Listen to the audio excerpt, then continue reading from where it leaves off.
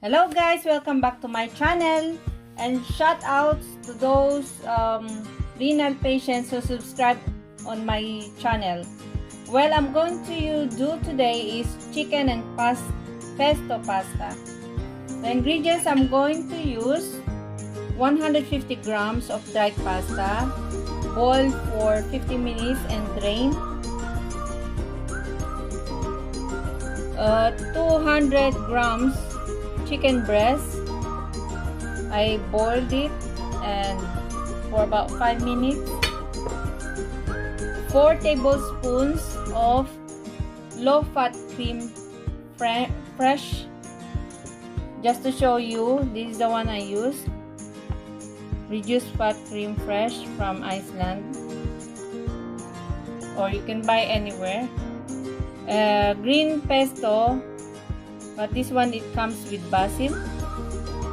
So 2 tablespoons, and I use 1 small head of broccoli, and I cut the small cut into florets. I cut into small florets. Of cooking oil in a pan. Once it's a little bit hot, then I have to pour my chicken.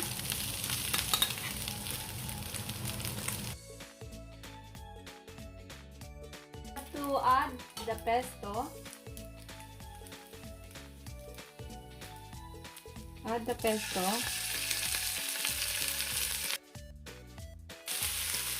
Then you have to add the creme fraiche.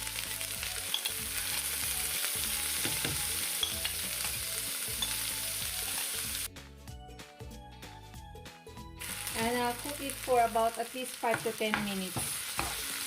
Then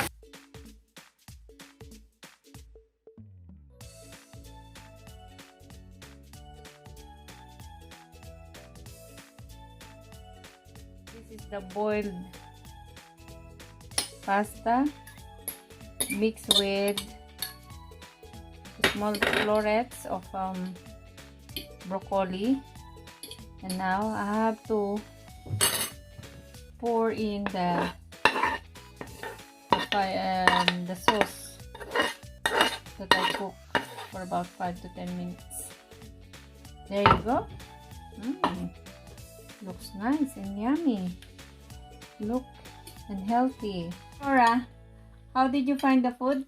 It tastes really good because I love the chicken pot. Yeah, and it's healthy. It's not only for renal patient but also for healthy for the family. Oh, yummy. I'm done. Okay, thanks for watching. Bye.